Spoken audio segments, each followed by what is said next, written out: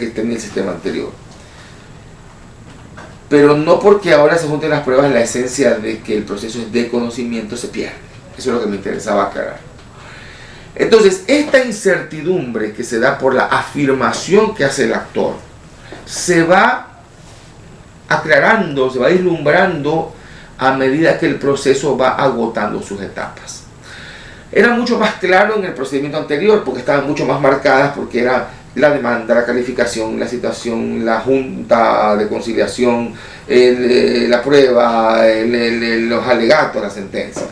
Ahora están un poco más sobrepuestos porque si bien al comienzo demanda, calificación y citación no varían, ya la siguiente etapa, dependiendo de si tenemos una audiencia única o si tenemos la preliminar del juicio, por ejemplo en la única ya todo se acabó. Es decir, porque en la audiencia única se decide todo.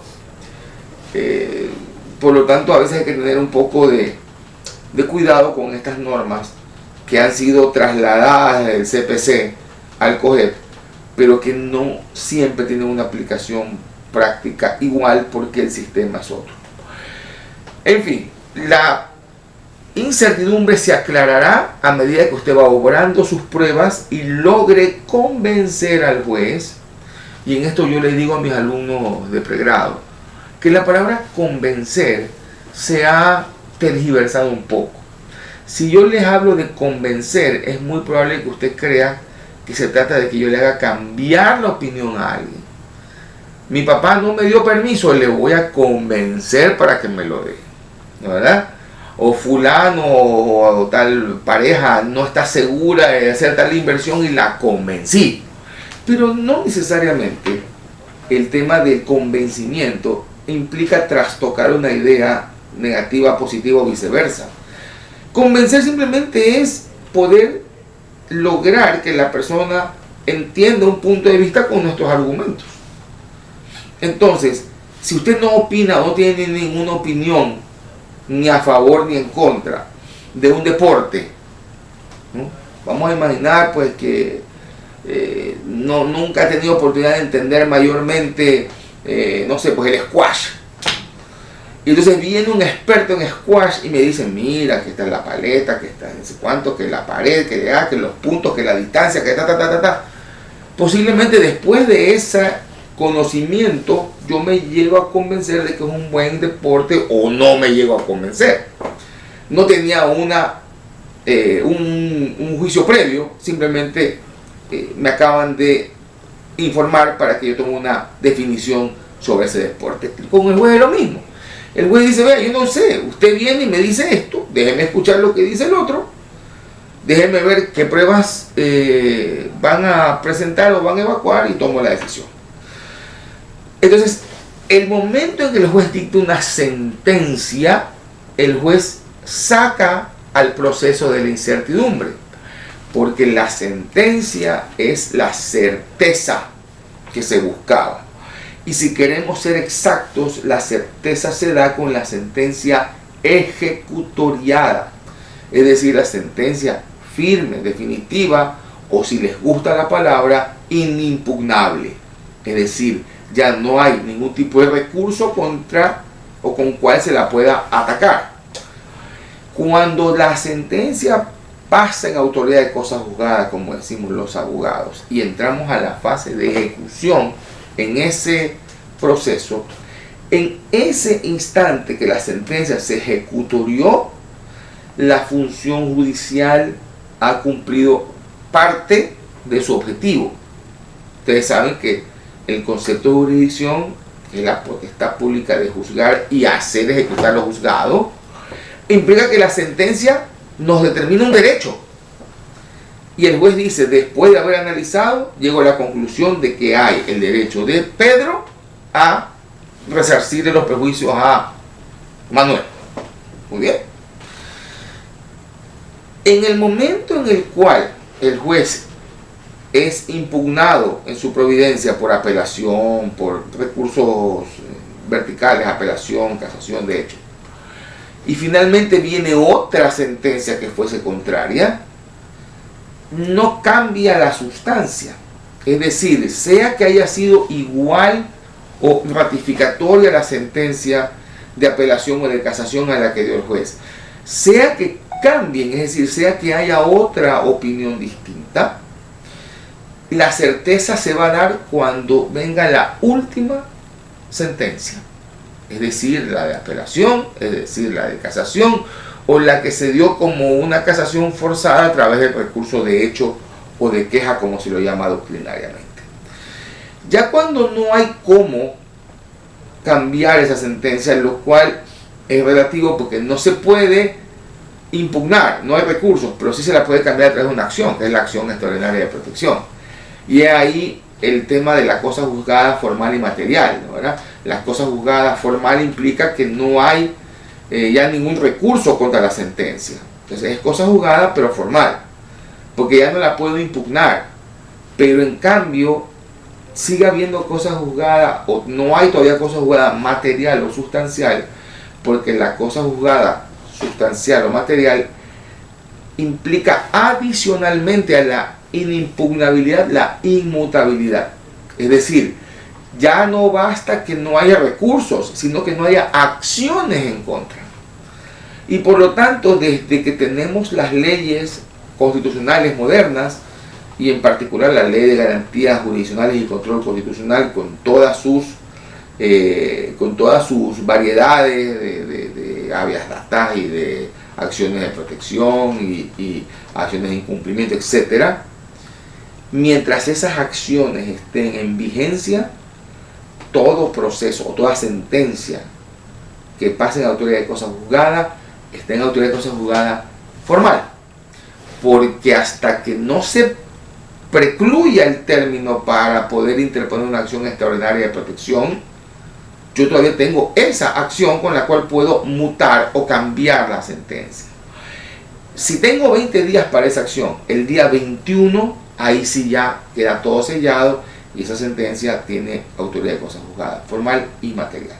Bueno, dicho esto, cuando ya tenemos la sentencia entonces inimpugnable, estamos hablando de la terminación de la incertidumbre y bienvenida la certeza.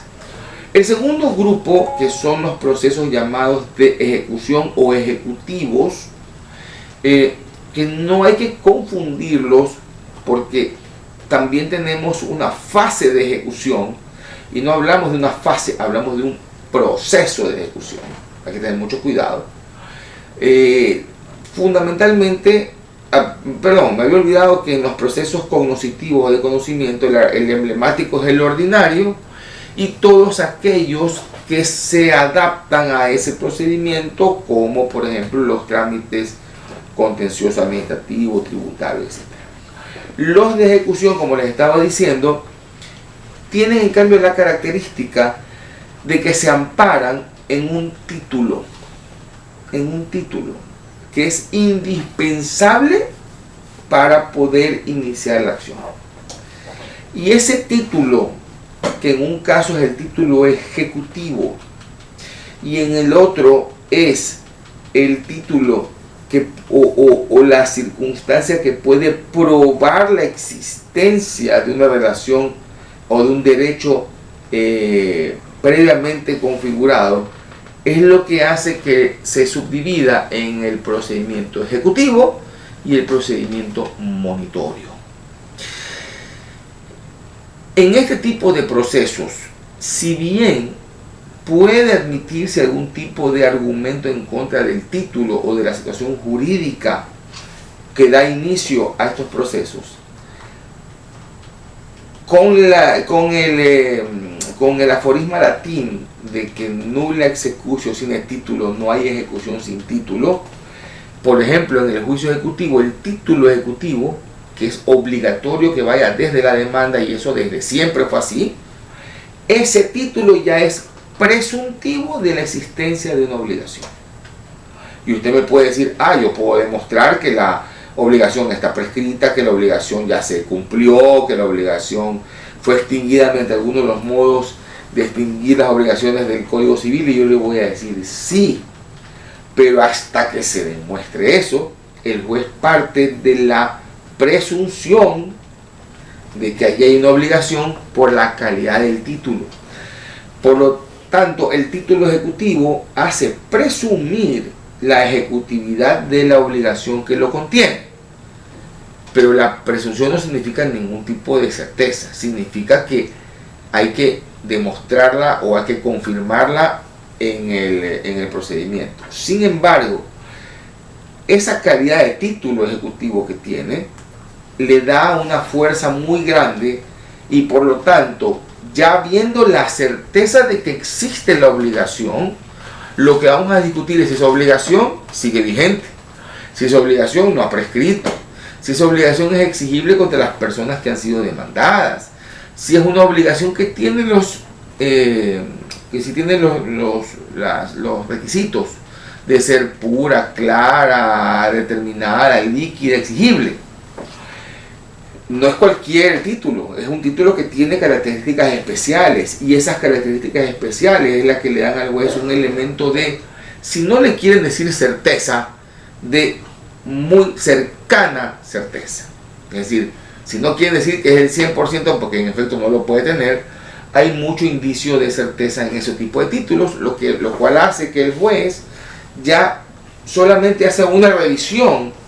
Si hay excepciones que atacan la validez del título o atacan la validez de las obligaciones contenidas en él, va a analizarlas y si ninguna de esas pasa, el título simplemente ya tiene una obligación que debe ser declarada y cuantificada. Los procesos de ejecución no han tenido una evolución similar en América.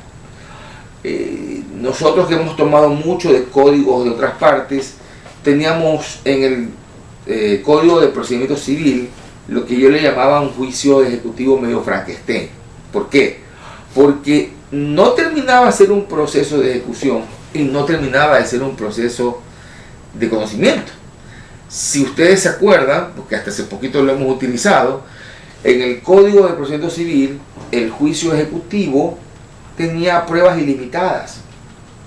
Y las pruebas ilimitadas son el antiejemplo de lo que debe ser un juicio ejecutivo.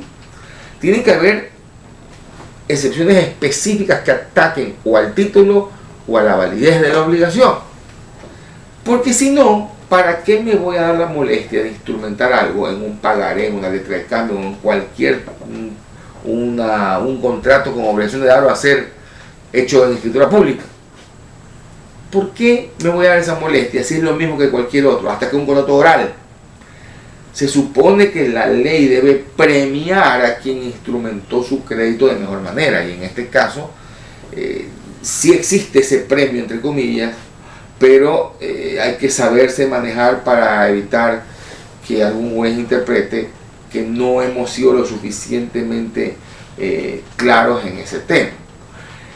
La calificación o auto inicial que dicta el juez en un juicio llamado o un proceso llamado ejecutivo no es la última palabra respecto a la ejecutividad del título o de la obligación que lo contiene.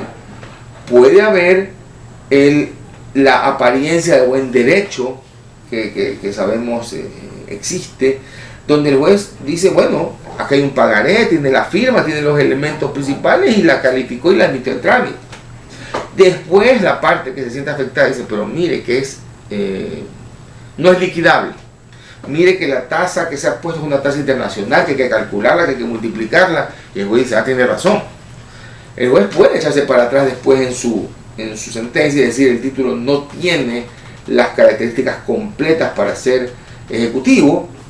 Sin embargo, la había calificado. Es perfectamente válido eso. Él lo calificó como un proceso ejecutivo porque viéndolo el documento aparentemente no había problemas. Ya con la información que viene a continuación, entonces puede ser que el juez llegue a otra conclusión y es también perfectamente válido si él llega a esa conclusión por elementos que no eran evidentes. Porque la ley sí le dice que si el título es evidentemente no ejecutivo, el juez debe negarla de inmediato. Por lo tanto, el proceso de ejecución, básicamente lo que conlleva es el cumplimiento, o sea, que el juez declare o confirme que ahí está la existencia de la obligación y vamos a exigir su cumplimiento. Eso es el sentido de ejecutar algo en materia procesal, hacer que se cumpla.